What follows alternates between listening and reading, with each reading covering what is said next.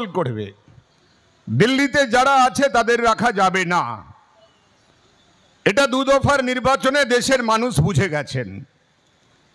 তমলুক আমাদের একটা ঐতিহাসিক ভারতবর্ষের স্বাধীনতা সংগ্রামের অন্যতম জায়গা। ইতিহাসে যার নাম লেখা আছে জল জল করে, সেটা হচ্ছে তমলুক। এই তমলুক লোকসভা নির্বাচনে মূলত লড়াই হচ্ছে কাদের সঙ্গে? আমরা বামপন্থীরা লড়াই করছি লাল ঝান্ডা, জোড়া ফুলের লড়াই হচ্ছে, পদ্ম ফুলের লড়াই হচ্ছে। আপনাদেরকে ঠিক করতে হবে কাকে আপনারা বেছে নেবেন। 2009 থেকে জোড়া ফুলকে বেছে নিয়েছিলেন, ঠিক করেছিলেন, আমাদের কোনো আপত্তি নেই। আপনারা তৃণমূলকে ভালোবেসেছিলেন, তৃণমূলকে ভোট দিয়েছিলেন, কিন্তু এমন জায়গায় ভোট দেবেন না যে যারা পালিয়ে যাবে। 9 থেকে জোড়া ফুলকে জিতিয়েছেন। 9 যিনি প্রথম এমপি হয়েছিলেন জোড়া ফুল চিহ্নে, তিনি কিন্তু এখন আর জোড়া ফুলে নেই। তারপরে যিনি আবার জোড়া ফুল চিহ্নে, তার ভাই এমপি হলো। কিছুদিন আগে দেখলাম দিল্লির দপ্তরে তিনিও পদ্ম ফুল ধরে নিয়েছেন, তিনিও জোড়া ফুলে নেই। আরেকজন জোড়া ফুলের নতুন প্রার্থী আমদানি করা হয়েছে, দিদি আবার তার নাম ফাম জানে না আমি শুনলাম, তাই তো ঠিক নাকি? হ্যাঁ, পৈতোষ দিদি নাকি তমলুক কেন্দ্রের জোড়া ফুলের প্রার্থীর নাম ফাম ভুলে যাচ্ছেন। আসলে ওটা ভাইপোর ক্যান্ডিডেট, দিদির ক্যান্ডিডেট না, তাই দিদি মনে রাখতে পারেনি। তো আমি যখন আসি আমাকে কমরেডরা ফোন করছিল, ফোন করে তখন একজন আমার যুব বন্ধু সম্ভবত পারিজাত গান করছিল, মৌসুমী ভৌমিকের আমার প্রিয় গানটা। সেই গানের কয়েকটা লাইন ওই স্টুডিওয় যেতে যেতে একটু দেবাংশুর সঙ্গে আমার একটু আলাপ আছে। ওটা দেবাংশুর প্রিয় গান, আমার শুনতে ভালো লাগে।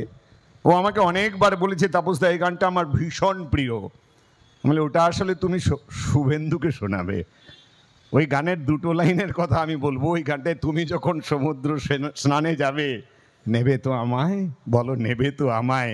তুমি যখন আবার নরেন্দ্র মোদীর কাছে যাবে, বলো নেবে তো আমায়, নেবে তো আমায়। দেবু তোমার ফুলটা জোড়া ফুল থাকবে তো?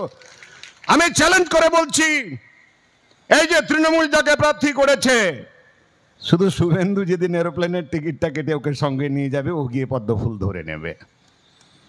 আর পদ্ম ফুলের যাকে প্রার্থী করা হলো, আমাদের হাইকোর্টের আইনজীবী ছিলেন।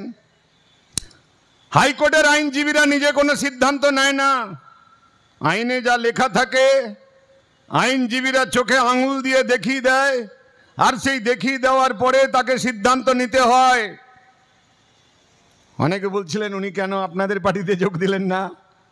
আমি বললাম আমাদের পার্টিতে 2 বছর পোস্টার লাগাতে হবে, না হলে তো মেম্বারশিপ পাওয়া যাবে না। এই একটা পার্টি, এই একটা সিপিএম পার্টি, সদস্যপদ পেতে গেলে দেওয়ালে চুন লাগাতে হবে। আপনি অভিজিৎ গঙ্গোপাধ্যায় হতে পারেন, বিকাশ ভট্টাচার্য হতে পারেন, বিকাশ রঞ্জন ভট্টাচার্য হতে পারেন, নিরঞ্জন সি হতে পারেন, তাপস সিনহা হতে পারেন, সীতারাম ইয়েচুরি হতে পারেন, প্রকাশ কারাত হতে পারেন। এই পার্টিটার সদস্যপদ পেতে গেলে আপনাকে দেওয়ালে চুন লাগাতে হবে, আপনাকে পোস্টার লাগাতে হবে, আপনাকে মিছিলে স্লোগান দিতে হবে, আপনাকে ঝান্ডা ধরতে হবে। তারপরে আপনি এজি হবেন, তারপরে আপনি ক্যান্ডিডেট মেম্বার সিএম হবেন, তারপরে আপনি পিএম হবেন। পার্টি সদস্যপদ, এই একটা পার্টি। মঞ্চে উঠলেই ভাইস প্রেসিডেন্ট হওয়া যায় না? মঞ্চে উঠে ঝান্ডাটা ছুঁয়ে পড়লে, ঝান্ডাও না ডান্ডা ছুঁলেই লোকসভার প্রার্থী।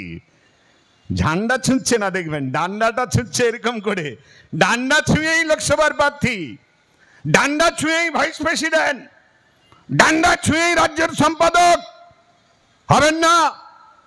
এখানে হতে গেলে অনেক লড়াই করতে হবে, অনেক কাজ করতে হবে মানুষের জন্য, আর তার সাথে মতাদর্শগতভাবে আপনাকে শানিত হতে হবে।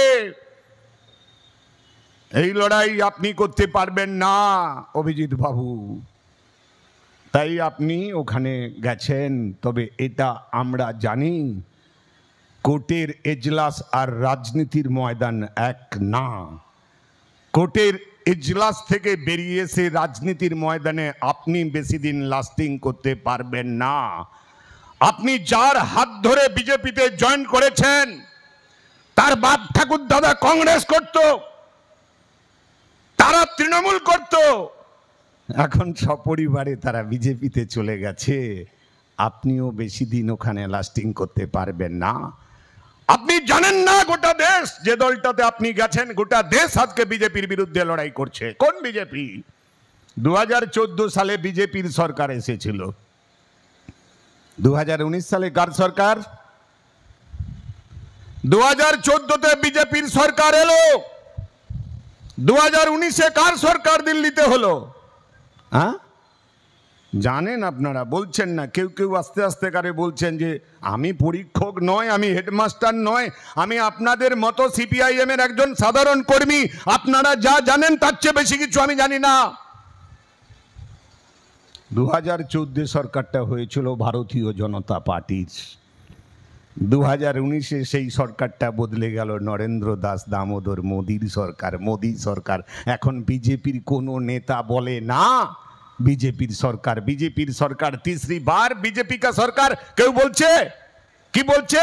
तीसरी बार मोदी सरकार। अरे जेपी नड्डा स्लोगान দিয়েছে मोदी को सरकार बनाना है। একটা পার্টির সর্বভারতীয় সভাপতি কতখানা স্পাইনলেস মেরুদণ্ডহীন নেতা হলে এর চেয়ে যদি ও মঞ্চে মোদির জুতো নিয়ে দাঁড়িয়ে বলতো मोदी भैया का चप्पल है मेरा सिर में, ভালো লাগতো। একটা পার্টির সর্বভারতীয় সভাপতি তিনি মঞ্চে দাঁড়িয়ে বলছে ইসবার মোদি সরকার। আরে বিজেপি দলটা কোথায় গেল? মোদি আসলে গিলে ফেলেছে কর্পোরেটের ফাঁদে, ওকে ব্র্যান্ড করা হচ্ছে, ব্র্যান্ড করা হচ্ছে। দেখেন না এক একটা আম খাক আর না খাক, অমিতাভ বচ্চন বলছে বোতল মে আম, অমুক নাম, কোম্পানিটার নাম আমি বললাম না, বিজ্ঞাপন করা আমার কাজ না। অথচ ওই কোম্পানি জানেন কি, আমি ওই কারখানাটা দেখতে গিয়েছিলাম, মনে রাখবেন এক পিস আম ওই কারখানায় ঢোকে না, পাকা কুমড়ো যায়, লরি লরি পাকা কুমড়ো যায়। আজকে সেই নরেন্দ্র মোদী আমের নাম করে আপনাকে কুমড়োর ভস্য খাওয়াচ্ছে, কুমড়োর জল খাওয়াচ্ছে। কি বলেছিল নরেন্দ্র মোদী? याद करो 2014 में पटनाয় জনসভায় গেছে, কিষান ভাইও মজদুরো आपका मांग क्या है? কৃষকরা দাঁড়িয়ে বলছে আমাদের ঋণ মুকুব করে দিন, আপনাদের ঋণ মুকুব। अरे भाई किसान मेरा मन का बात है, सत्ता में आने का 1 साल का अंदर सारे किसानों का कर्ज माफ हो जाएगा। 11 লক্ষের বেশি কৃষক মোদির জমানায় আত্মহত্যা করেছে, একটা কৃষকের ঋণ মুকুব হয়নি। বেনারসের জনসভায় গেছে, এক গাদা বেনারস হিন্দু বিশ্ববিদ্যালয়ের ছাত্র ছাত্রীরা এসছেন, সেখানে দাঁড়িয়ে মোদি ছাত্র যুবদের দিকে গিয়ে বলছেন ভাইও বহিনো आपका मांग क्या है? ছাত্র যুবদের মাং কি হবে? সবাই হাত তুলে বলছে रोजगार चाहिए, रोजगार चाहिए। अरे भाई ये तो मेरा दिल का बात है, तमाम हिंदुस्तान का नौजवान मेरा दिल का धड़कन है। मैं सत्ता में आने का 1 साल का अंदर हर नौजवान 2 साल में 1 साल में 2 करोड़ नौजवान को रोजगार दिलाऊंगा, বছরে 2 কোটি বেকারের চাকরি দেব। কোন যদি বিজেপির নেতা থাকেন একথা নরেন্দ্র মোদী বলেছিল কি বলেনি? এই যে এটা রেডি রেখেছি, যদি কেউ পেছন থেকে চ্যালেঞ্জ করে বলে যে এটা নরেন্দ্র মোদী বলেনি, নরেন্দ্র মোদীর বক্তব্যটা শুনিয়ে দেব, বছরে 2 কোটি বেকারের চাকরি দেব, এই কথা বলেছিল। হয়েছে 2 কোটি বেকারের চাকরি? আরে আপনারা বিকেল থেকে এসে বামফ্রন্টের সিপিআইএম এর নেতাদের বক্তৃতা শুনছেন, আপনাদের বাড়ির কারো চাকরি হয়নি, ওই যারা ইলেকট্রিক খুঁটির উপরে উঠে পদ্ম ফুলের ঝান্ডাটা বাঁধছেন। নরেন্দ্র মোদী যদি আপনাদের বাড়ির কোনো ছেলে মেয়েকে এই 10 বছরে অ্যাপয়েন্টমেন্ট লেটার দিয়ে থাকে, তাহলে একটু এসে দয়া করে বলবেন নরেন্দ্র মোদীর বিরুদ্ধে কাল থেকে আর একটা কথা বলবো না। বছরে 2 কোটি বেকারের চাকরির কথা নরেন্দ্র মোদী বলেছিল তো? হ্যাঁ, আরে যুবরা বলো তোমরা, ভগৎ সিং কি বলে গেছে? আওয়াজটাকে জোর করতে হবে। ভগৎ সিং পার্লামেন্টে বোম ফেলেছিলেন কাউকে মারার জন্য না, বোম ফেলেছিলেন গোটা দেশবাসীকে জাগানোর জন্য, আওয়াজটা শোনানোর জন্য। তো নরেন্দ্র মোদীর মতো একটা মিথ্যাবাদী লোক সম্পর্কে আমার যৌবন চুপ থাকলে হবে না।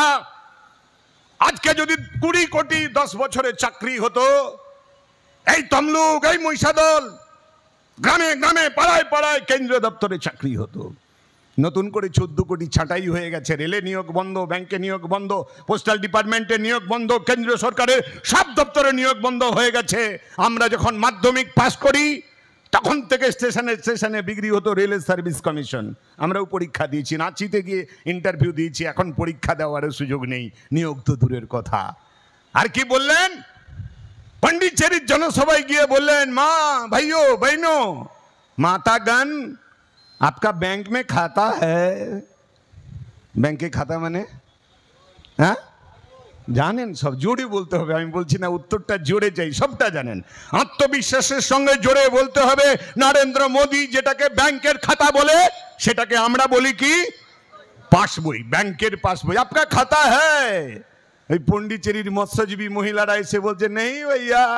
আরে নেই মা, জলদি যাও, লাইন লাগাও, খাতা বানাও। বেশ, সারা দেশের মা বোন ভাই যাদের যাদের ব্যাংকের খাতায় নাম নেই, মানে অ্যাকাউন্ট নেই, তারা খাতা খুলতে চলে গেল। কেন খাতা খুলতে বললেন? आप खाता खोलो, मैं सत्ता में आने का 6 महीना का अंदर आपका खाते में 15 लाख रुपया घुस जाएगा। বলেছিল কি বলেনি?